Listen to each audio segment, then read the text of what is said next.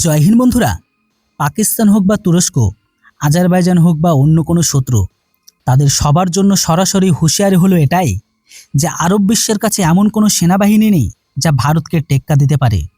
ভারতকে নিয়ে তুরস্ক এমনকি পাকিস্তানের মনে যদি কোনো বিভ্রান্তি থাকে অথবা অন্য কোনো মুসলমান দেশ যদি ভারতের সাথে সংঘর্ষের কথাও ভাবে, তবে ভালো হবে তারা যেন এমনটা ভাবার আগে পিছিয়ে যায়, নয়তো অনেক বড় মূল্য তাদের চোকাতে হবে।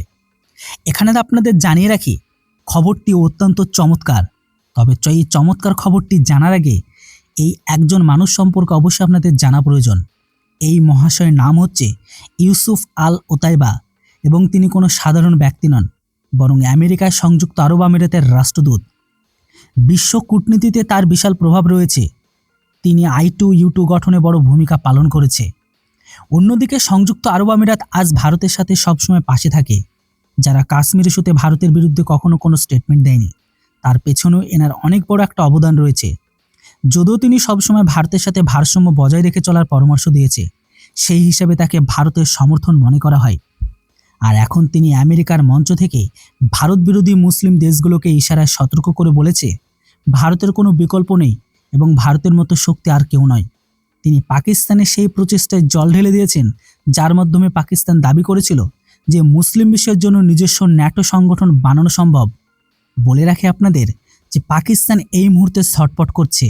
পাকিস্তান আবারও জাতিসংঘ নিরাপত্তা পরিষদে সিন্ধু জল চুক্তির বিষয়টি তুলে ধরে আন্তর্জাতিক সম্প্রদায়ের কাছে ভারতের উপর চাপ সৃষ্টি করতে এমনকি পাকিস্তানকে সমর্থন দিতে আবেদন করেছে।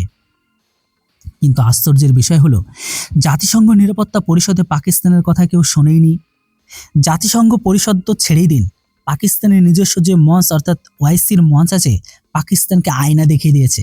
কারণ হয়তো আপনারা জানেন না, কিন্তু পাকিস্তান এবং সৌদি আরবের মধ্যে যখন থেকে সামরিক জোট হয়েছে, তারপর এই ওআইসির ভেতরে অনেক নাটক দেখতে পাওয়া গেছে।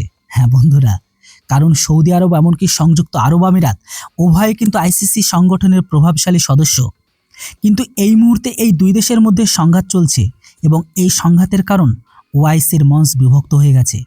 এমতো অবস্থায় ওআইসি তার নিজের মুসলিম বিশ্বের সমস্যা নিয়ে নাজেহাল।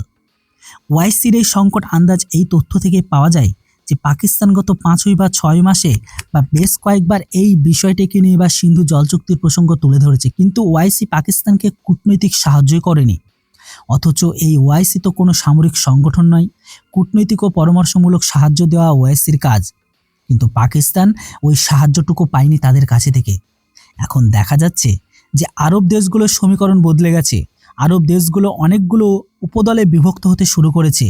ওআইসির মঞ্চে কোনো একটি বিষয়ে একমত হওয়া সম্ভব হচ্ছে না। অন্যদিকে পাকিস্তান যে সামরিক জোট করে ভারতকে মোকাবেলা করার স্বপ্ন দেখতে শুরু করেছে, সেই বিষয়ে সংযুক্ত আরব আমিরাত পাকিস্তানকে আয়না দেখিয়ে দিয়েছে। কারণ আরব দেশগুলোর নিজস্ব নিরাপত্তা এখন বিপদের মুখে। এমতো অবস্থায় আরব বিশ্ব পাকিস্তানকে কী বা সাহায্য করবে? আর এই জন্য গোটা বিশ্বে এতগুলো ইসলামিক দেশ থাকার পরেও তারা আজ বাকি দেশগুলোর কাছে অসহায়। কেন বুঝতে পারছেন যে সব দেশ মিলে কোনো একটা শক্ত বা শক্তিশালী ইসলামিক শক্তি হতে পারে না? এটাই হচ্ছে মেন কারণ। যেটাই হোক, ভিডিওর ইনফরমেশন ভালো লাগলে অবশ্যই চ্যানেলটিকে সাবস্ক্রাইব করুন। Thanks for watching. জয় হিন্দ, বন্দে মাতরম।